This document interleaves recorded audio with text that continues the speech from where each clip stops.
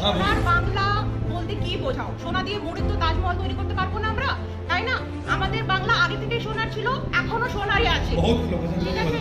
তো আমার কথা হচ্ছে যে সোনার বাংলা বানাতে হবে না, আমরা সোনার বাংলাটাকে নিয়ে চলছি এবং আমাদের সোনার বাংলাতে हम लोग सोनार बांग्ला में है रहेंगे और इसको सोना का प्लैटिनम भी बना सकते हैं। या तो कम दाम के लिए वोट चाहो मांगो या तो फिर ज्यादा दाम के लिए मांगो। जब सवाल करते हैं मुझे कभी कभार लगता है कि आप गोदी मीडिया वाले सवाल बहुत करते हैं।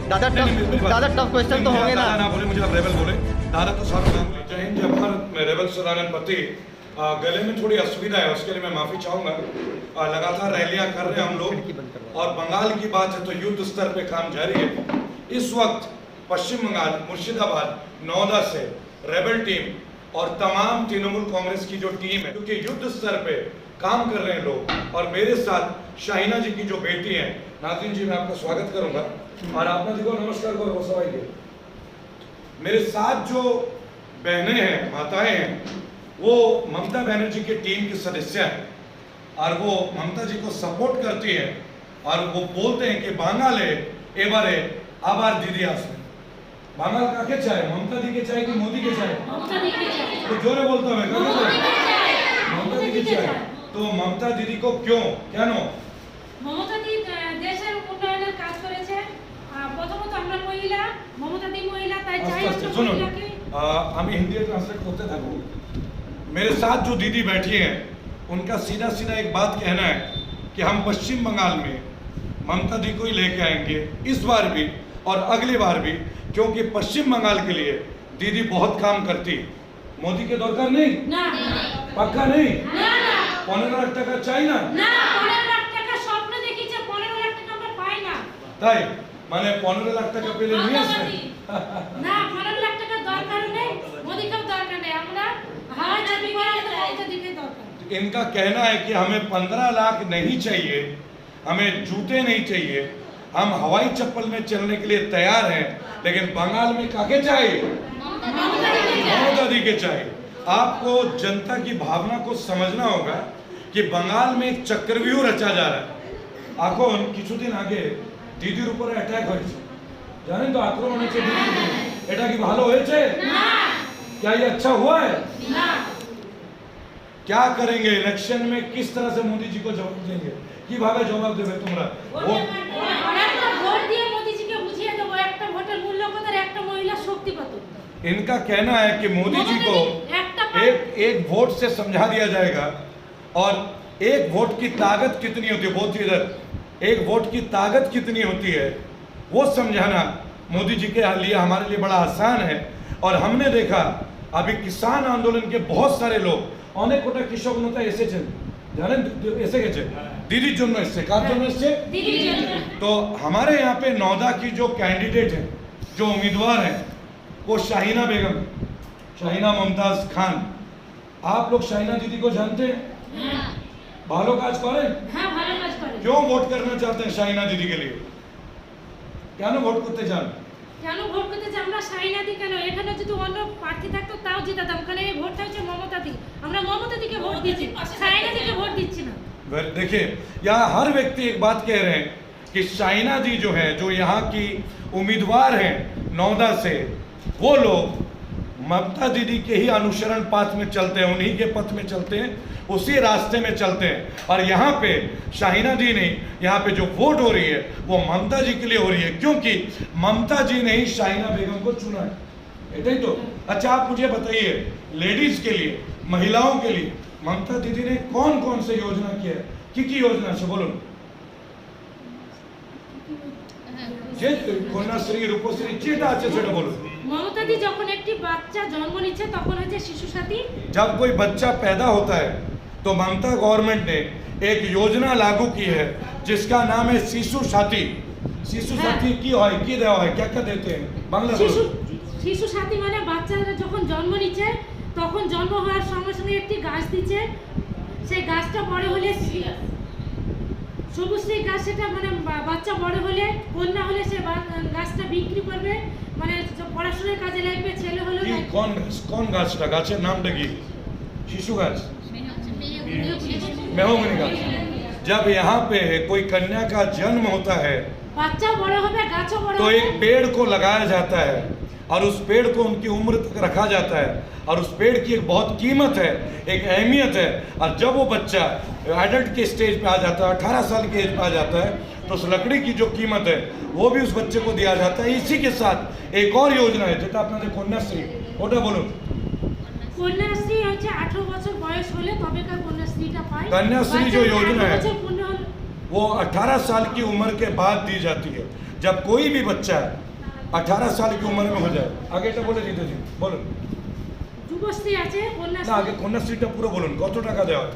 একটা কন্যাশ্রী 18 বছর পূর্ণ হলে তাকে দেওয়া হয় 25,000 টাকা। 25,000 रुपए जब 18 साल की उम्र हो जाती है तो ममता जी की सरकार, तृणमूल की सरकार सीधे उस बच्चे के खाते में, वो बच्चा खाता ही पैसा जाए, হ্যাঁ বাচ্চার খাতেই চলে। उधर खाता जाए तो यानी हर लड़की के लिए 25,000 का रकम डायरेक्टली दीदी भेजती है टीएमसी के माध्यम से।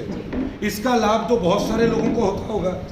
तो एक तरह से दीदी ये प्रमोट करती है, जैसे बेटी बचाओ बेटी पढ़ाओ, ये भाजपा केवल कहती है हम लोग करके दिखाते हैं। आप लोग करके दिखाते हैं। मुझे इसकी योजना के बारे में हिंदी में कुछ शब्द और बताएं जो अलग अलग योजना है। देखिए हमारे पास कन्याश्री है, हमारे पास रूपोश्री है। रूपोश्री है मतलब अभी कन्याश्री के बारे में तो उन्होंने बताया जी, कि जी। लड़की जब 18 साल की हो जाती है अकाउंट में उनका खाता खोला जाता है और उसी अकाउंट में डायरेक्टली वो पैसा आ जाता है जी। ताकि उसके पढ़ाई हो या उसके फ्यूचर पढ़ाई के लिए ही एक्चुअली वो पैसा इस्तेमाल करने के लिए दिया जाता है। जी।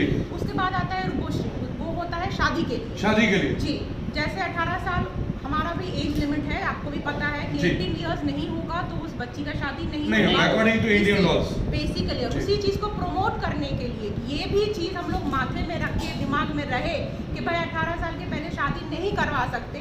18 साल की होगी लड़की, जो लड़का है जिसे शादी होगी वो 21 साल का होना चाहिए। दोनों अगर प्रॉपर एज के हों तो वो लोग जाके एप्लीकेशन देंगे कि ये दोनों की शादी तय हुई है और उसी के बेसिस पे 25,000 रुपए जो है उस शादी के खर्चे के लिए दिया जाता है। जी। अच्छा मुझे एक बात बताइए, अभी हाल फिलहाल में मोदी जी की टीम ने, जी। क्योंकि मैं तो मोदी जी का टीम ही बोलूंगा, जी। वो सीधा बोलते हैं कि बंगाल में बहुत सारे क्राइम है जी। वुमेन के प्रति। जी। जबकि जब मैं नेशनल क्राइम ब्यूरो का रिपोर्ट देखता हूँ जी। तो भारत में सबसे नीचे पश्चिम बंगाल का नंबर आता है। जी।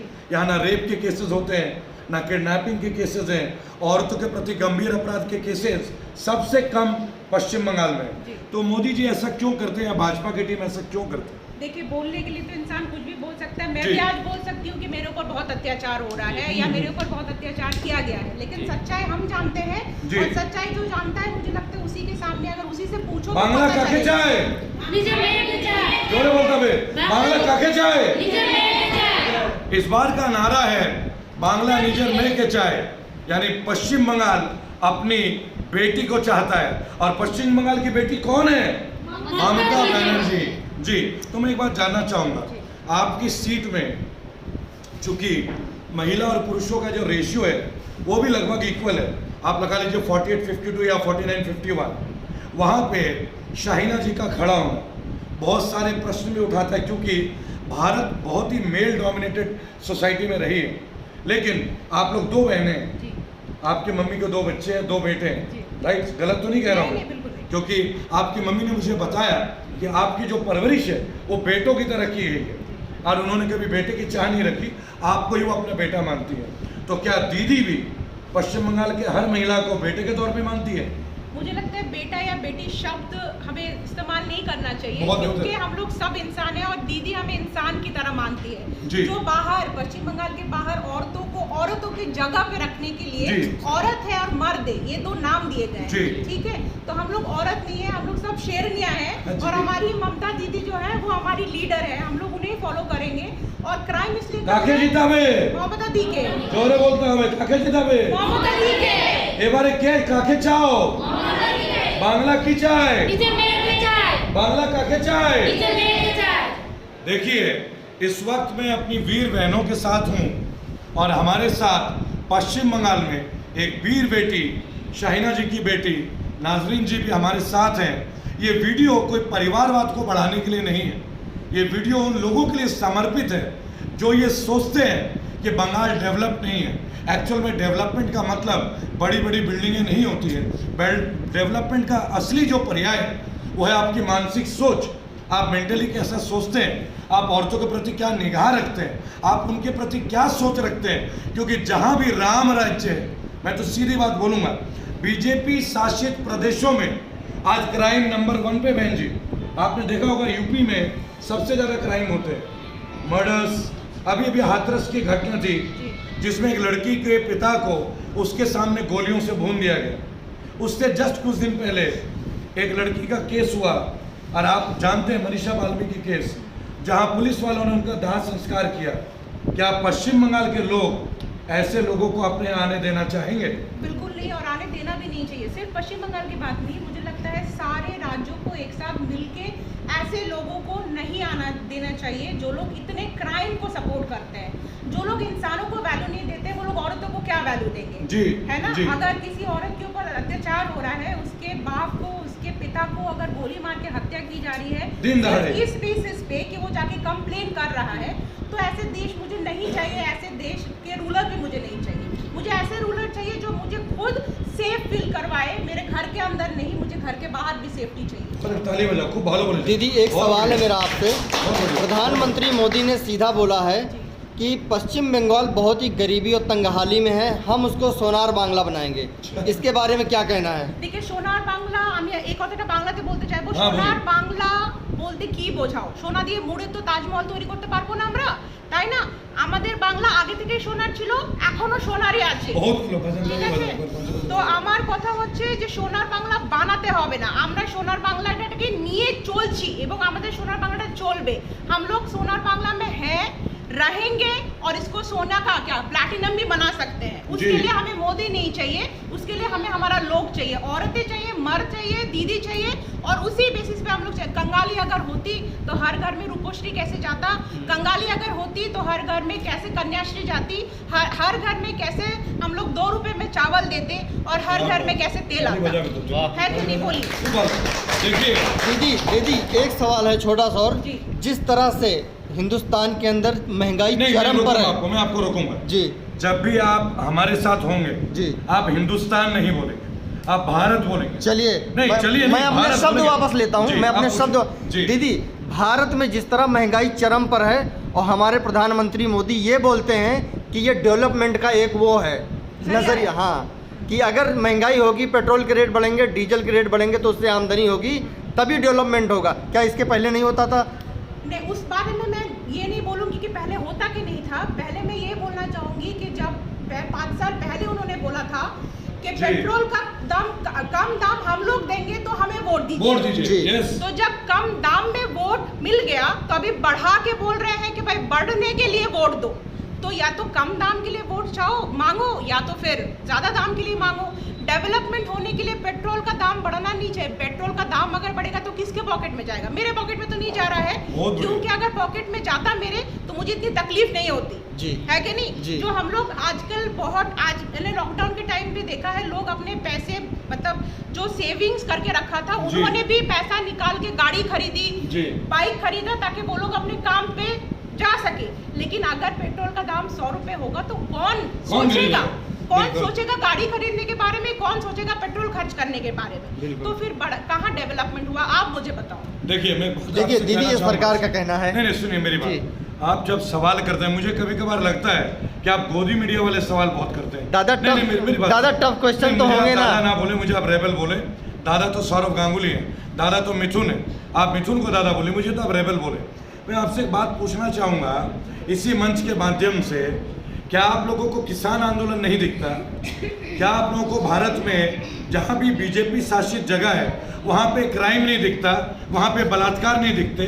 क्या आपको ये नहीं दिखता कि जिस व्यक्ति ने 2014 में 400 रुपये के सिलेंडर के लिए ये कहा था, और जब इनके टीम के स्मृति ईरानी जी ने चूड़ियाँ भेज दी थी तत्कालीन प्रधानमंत्री को, तब पेट्रोल का क्या रेट था? आज 100 हो गया, तो क्या स्मृति ईरानी जी को चूड़ी नहीं मिल रही है? तब वो सिलेंडर और आलू प्याज की माला बना के जपते थे सड़कों में। 1 साल से प्याज 50 और 100 रुपये के बीच झूला झूल रहा है। ये आपको सवाल नहीं आता? जब सवाल बंगाल के बारे में करेंगे तो पहले बंगाल की सभ्यता को जाने। बंगाल के लिए गुजराती चाहिए या बंगाली चाहिए? कौन चाहिए? कौन चाहिए? और बंगाल के लिए दीदी चाहिए या मोदी चाहिए? अरे बंगाल के लोग सोना का भात नहीं खाते हैं, आलू चोखा भात खेने में, माछ भात खा लेंगे, पोस्तु भात खा लेंगे, लेकिन सोना नहीं चाहिए हमें। तो बस काम करके 2 घंटे आराम से सोना है। बस बेईमान की कमाई बंगाल की जनता नहीं करती। और आने वाले टाइम में आप चाहे करोड़ों रुपए खर्च कर दीजिए, बंगाल से बीजेपी का पत्ता साफ होने वाला। जय हिंद, जय भारत। बहुत बहुत